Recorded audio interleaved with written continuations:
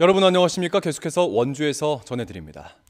영서 지역에 이어졌던 강추위가 조금 누그러들면서 강원도 전역에 내려졌던 한파특보가 완화됐습니다. 횡성과 평창 지역의 한파경보는 한파주의보로 완화됐고 원주와 영월에 발효됐던 한파주의보는 해제됐습니다. 오늘 한낮 기온은 원주가 영상 3도, 영월이 3.8도 등으로 어제보다 1도가량 올랐고 내일 아침 최저 기온도 오늘보다는 높겠습니다. 기상청은 절기상 소환인 내일 저녁부터 영서 지역에 3에서 8cm, 많게는 10cm 이상의 눈이 올 것으로 전망하고 내일 아침 대설 예비특보를 발효할 예정입니다.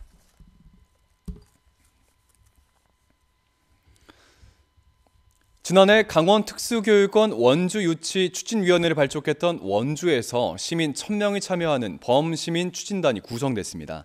원주시는 그간의 유치전이 학부모 연합회 주축이었다면 앞으로는 원주시와 시의회, 사회단체 협의회가 본격적으로 가담하는 범시민 추진단이 이달부터 본격적으로 활동한다고 밝혔습니다.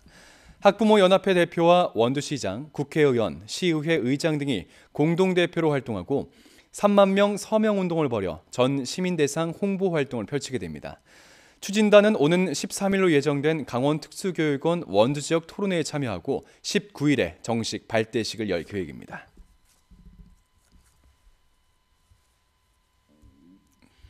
원주시 보건소가 최근 코로나19 역학조사를 빙자한 사기 전화가 온다는 제보가 5건가량 접수됐다며 주의를 당부했습니다. 보건소에 따르면 최근 코로나19 밀접 접촉자로 분류됐다. 다른 전화로 연락할 때니 받으라는 식의 피싱 수법이 확인됐습니다. 보건소는 지난해 2월 이후 밀접 접촉자를 분류하지 않을 뿐더러 역학조사와 관련된 어떠한 금전적인 요구도 하지 않는다고 밝혔습니다. 확진자가 아닌데 코로나19 역학조사를 핑계로 전화나 문자가 온다면 피싱 범죄로 의심하고 절대로 돈을 보내거나 모르는 주소를 누르지 말아야 하겠습니다. 이틀 만에 강원도 하루 확진자가 다시 1000명대까지 내려오면서 감소세도 계속되고 있습니다. 오늘 0시 기준 강원도 하루 확진자는 1639명으로 전날보다 464명, 지난주 같은 요일보단 232명이 줄었습니다. 지역별로는 원주가 391명, 횡성이 35명, 영월이 33명, 평창 34명 등입니다. 새해 들어 나흘 연속 직전주 같은 요일과 비교해 10%에서 20%가량 확진자가 줄어들고 있습니다. 도내 누적 사망자는 전날보다 3명 증가한 1234명, 치료 중인 위중증 환자는 25명입니다.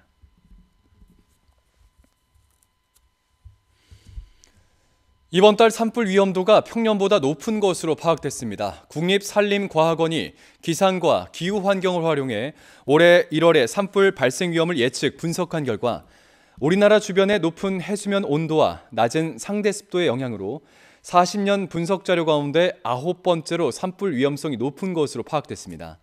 지난달 말부터 동해안 지역의 산불 위험 지수는 전국 평균보다 11점이 높은 수치로 분석됐고 낙엽의 수분 함유량이 10% 미만으로 바짝 마른 상태가 지속되고 있어 대형 산불에 대한 각별한 주의가 필요하겠습니다.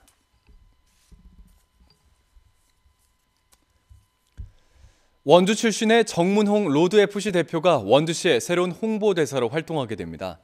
정문홍 대표는 격투기 선수 출신 사업가로 지난 2010년 로드FC를 창립했고 본사를 원주에 두고 활발한 활동을 하고 있습니다.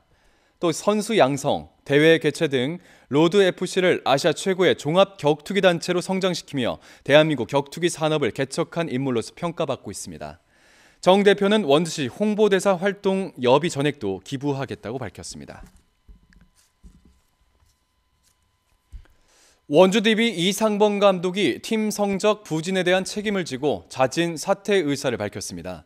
이상범 감독은 지난달 31일 팬들과 구단의 기대에 부응하지 못했다며 팀의 성적 부진과 개인 건강상의 이유로 사퇴 의사를 구단에 전달했습니다. 김성철 수석 코치도 감독과 함께 동반 사퇴하면서 원주 DB는 김주성 코치 감독 대행 체제로 남은 시즌을 치르게 됩니다. 김주성 감독 대행은 오는 7일 울산 모비스와의 원정 경기에서 데뷔전을 치르게 됩니다. 원주시가 장애인 등록증을 우편으로 배송해주는 서비스를 시행합니다. 그동안 장애인 등록증을 발급받으려면 각 읍면동 행정복지센터를 직접 방문해 신청하고 또 직접 방문해 수령해야 했던 불편이 해소될 수 있을 것으로 기대됩니다. 또 집이나 사무실에서 직접 수령할 수 있기 때문에 원주시청을 거쳐 다시금 각 읍면동 행정복지센터로 배부되면서 10일 이상 걸렸던 카드 발급 소요 시간도 단축될 전망입니다. 2020년 도내에서 처음으로 유니세프 아동 친화도시 인증을 받은 횡성군이 2024년 상위 단계 인증을 목표로 다양한 사업을 추진합니다. 올해 아동이 안전하고 행복한 주거 환경 조성, 면지역 주민자치센터 아동 프로그램 운영, 영유아와 아동을 고려한 공중 화장실 시설 정비 등 28개 사업을 확정지었습니다. 횡성군은 이 밖에도 아동 권리 옹호관 운영, 아동 친화도시 조성에 관한 조례 제정 등 다양한 행정 지원을 하고 있습니다. 뉴스를 마칩니다. 고맙습니다.